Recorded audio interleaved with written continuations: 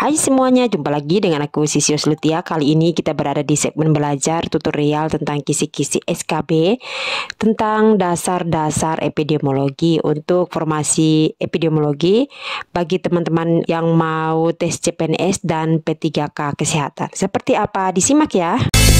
Grafis.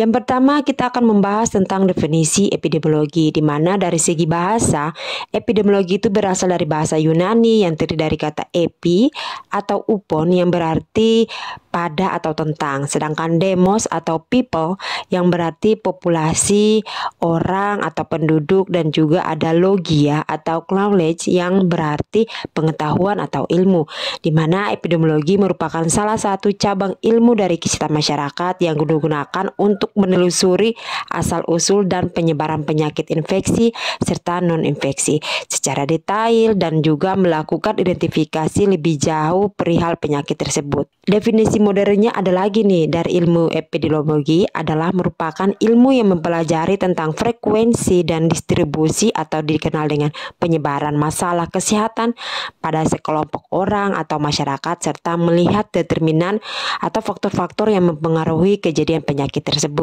Tugas sebagai seorang ahli epidemiologi itu adalah menentukan ada tidaknya kenaikan atau penurunan faktor-faktor risiko yang dapat memberikan dampak, pengaruh, pemicu, dan efek pada distribusi penyakit yang menimpa suatu kelompok penduduk selama berbagai periode waktu yang ada, bisa hitungan hari, minggu, bulan, atau juga tahun.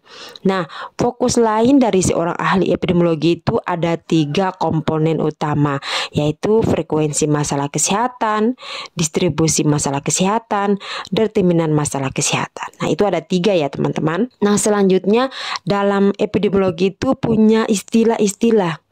Ini akan saya share ke teman-teman beberapa istilah yang biasa digunakan pada ilmu epidemiologi. Yang pertama, epidemi.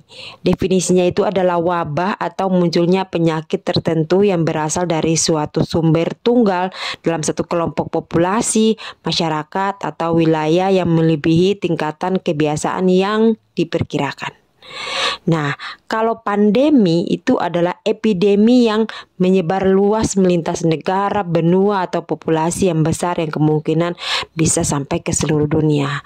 Ya, contohnya yang kemarin COVID tuh. Nah, terus kemudian endemi adalah berlangsungnya suatu penyakit pada tingkatan yang sama atau keberadaan suatu penyakit yang terus-menerus ada dalam populasi atau di wilayah tertentu. Prevalensi suatu penyakit yang biasa berlangsung di suatu daerah atau di suatu wilayah atau dalam kelompok tertentu, itu endemik. Nah, kalau holoendemi adalah menggambarkan suatu penyakit yang kejadiannya dalam populasi sangat banyak dan umumnya didapat di awal kehidupan pada sebagian besar anak di dalam satu populasi. Prevalensinya itu penyakit menurun sejalan dengan bertambahan usia kelompok sehingga penyakit lebih sedikit muncul pada orang dewasa dibandingkan pada anak-anak. Contohnya penyakit ini nih, chickenpox ya, dan pada iklim negara tropis atau juga malaria. Nah, terus kemudian ada hiperendemi, adalah istilah yang dihubungkan dengan endemik tetapi jarang digunakan. Nah, istilah hiperendemi ini menyatakan aktivitas yang terus-menerus melebihi prevalensi yang diperkirakan, sering dihubungkan dengan populasi tertentu, populasi yang kecil, atau populasi yang jarang seperti ditemukan di rumah sakit, klinik atau bidan, atau juga di institusi lain. Nah, istilah ini juga menunjukkan keberadaan penyakit menular dengan tingkat insidensi yang tinggi dan terus-menerus melebihi angka prevalensi normal dalam populasi, dan ternyata penyebarannya itu merata pada semua usia dan kelompok usia. Nah, kemudian kita akan membahas tentang manfaat epidemiologi untuk kita pelajari itu apa. Nah, ini tuh ada yang pertama untuk mempelajari riwayat penyakit, yang kemudian yang kedua ada sebagai diagnosis di masyarakat. Nah, yang ketiga untuk mengkaji risiko yang ada pada setiap individu karena mereka itu dapat mempengaruhi kelompok maupun populasi. Dan keempat sebagai bahan pengkajian, evaluasi, dan penelitian. untuk melengkapi gambaran klinis, untuk melengkapi identifikasi sindrom, dan juga yang terakhir untuk menentukan penyebab dan sumber penyakit.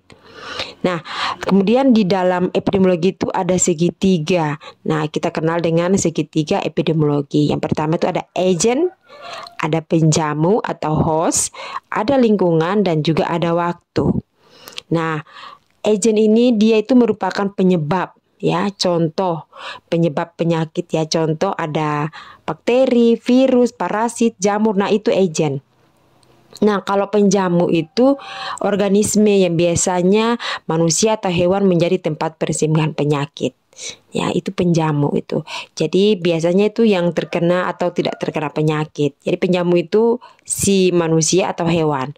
Nah, lingkungan itu yang ada yang mengelilingi kondisi di luar manusia atau hewan. Jadi di dalam suatu tempat, nah itu disebut lingkungan. Nah, kemudian waktu itu seperti masa inkubasi, terus kemudian harapan hidup penjamu atau patogen, ya, yang durasi perjalanan penyakit atau kondisi. Nah, itu disebut dengan waktu. Jadi ada segitiga epidemiologi, ya, empatnya itu adalah ini, ada agent, penjamu, lingkungan, dan waktu. Berikutnya, sasaran dan tujuan ilmu epidemiologi itu apa? Ya, ini ada 11, saya bacakan. Yang nomor 6-nya itu untuk mengidentifikasi dan menjelaskan penyakit dari sisi geografisnya. Nah, terus kemudian untuk menentukan langkah-langkah preventif, untuk membantu dalam perencanaan dan pembagian kegiatan pelayanan kesehatan, dan juga yang terakhir ini menyediakan data-data kuantitatif, administratif, dan perencanaan. Jadi itu ada 11, saya cuma baca 3 aja. Terus berikutnya ruang lingkup dari epidemiologi. Yang pertama etiologi atau penyebab, kemudian ada efikasi, ada efektivitas, ada efisiensi, ada evaluasi, dan juga ada edukasi, ya. Jadi ini itu disingkat dengan 6E, ya. Biasanya kita kenalnya seperti itu. Jadi jangan ditukar-tukar, ya. Habis efikasi baru etiologi, enggak. Harus etiologi dulu baru efikasi, baru efektivitas, baru efisiensi, evaluasi, baru edukasi. Nah, berikutnya pendekatan ilmu epidemiologi itu dia ada 2. Nah, ini saya kasih tunjuk dulu yang untuk yang pertama itu epidemiologi deskriptif. Nah, itu ilmu epidemiologi yang secara khusus mempelajari tentang frekuensi dan penyebaran suatu masalah kesehatan. Nah, ini biasa dilakukan untuk mengevaluasi semua keadaan yang ada di sekitar individu atau seseorang yang dapat mempengaruhi sebuah kejadian kesehatan. Nah, yang berikutnya epidemiologi analitik. Nah, ini itu dia nanti terbagi atas 2 lagi. Nah, epidemiologi analitik itu yang menekankan pada pencarian jawaban terhadap terjadinya frekuensi, penyebaran, serta munculnya suatu masalah kesehatan penyakit tertentu. Ya, studi ini dia menggunakan atau menguji data serta informasi dengan menggunakan 2 studi, yaitu studi riwayat kasus dan studi kohort. Kita ada epidemiologi eksperimen.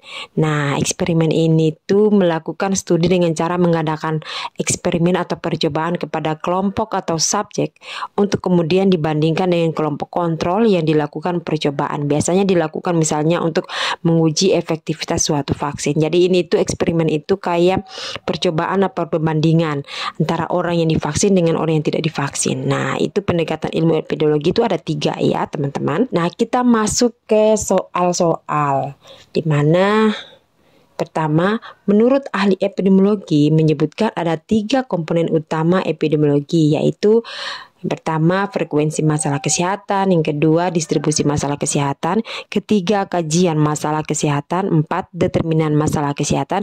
Kelima, prioritas dan masalah kesehatan. Opsinya itu adalah A, 1, 3, dan 5. B, 2, 4, dan 5. C, 1, 2, dan 4. D, 3, 4, dan 5. E, 1, 4, dan 5. Jawabannya adalah C. Nomor 2, dalam ilmu epidemiologi ada beberapa istilah, diantaranya adalah holoendemi. Nah, yang dimaksud dengan holoendemi itu adalah A. Istilah yang dihubungkan dengan endemik tetapi jarang digunakan. B. Berlangsungnya suatu penyakit pada tingkatan yang sama atau keberadaan suatu penyakit yang terus-menerus ada di dalam satu populasi atau wilayah tertentu. C. Epidemi yang menyebar luas melintasi negara, benua, atau populasi yang besar. D. Wabah atau munculnya penyakit tertentu yang berasal dari satu sumber tunggal dalam satu kelompok populasi masyarakat atau wilayah yang melebihi tingkatan kebiasaan yang diperkirakan. E. Menggambarkan suatu penyakit yang kejadiannya dalam populasi sangat banyak dan umumnya dapat di awal di kehidupan pada sebagian besar anak di dalam populasi. Nah, tadi saya baca sebagian aja ya, sampai di bagian titik ini, nanti teman-teman bisa teruskan. Nah, untuk nomor 2 jawabannya adalah E. Nomor 3, dalam ilmu epidemiologi ada beberapa istilah, diantaranya adalah hiperendemi. Yang dimaksud dengan hiperendemi adalah A. Istilah yang dihubungkan dengan endemik tetapi jarang digunakan. B. Berlangsungnya suatu penyakit pada tingkatan yang sama atau keberadaan suatu penyakit yang terus-menerus yang ada di dalam populasi atau wilayah tertentu. C. Epidemi yang menyebar luas melintasi negara, benua, atau populasi yang besar. D. Wabah atau munculnya penyakit tertentu yang berasal dari satu sumber tunggal dalam satu kelompok populasi, masyarakat, atau wilayah yang melebihi tingkatan kebiasaan yang diperkirakan. E. Menggambarkan suatu penyakit yang kejadiannya dalam populasi sangat banyak dan umumnya didapat di awal kehidupan pada sebagian besar anak di dalam populasi. Nah, tadi opsinya saya juga bacanya agak singkat ya, nanti teman-teman bisa teruskan. Oke, nomor 3 jawabannya adalah, nomor 3 itu jawabannya adalah A. Ya, nah itu dia yang bisa aku share ke teman-teman. Semoga bermanfaat. Sampai jumpa. Dadah.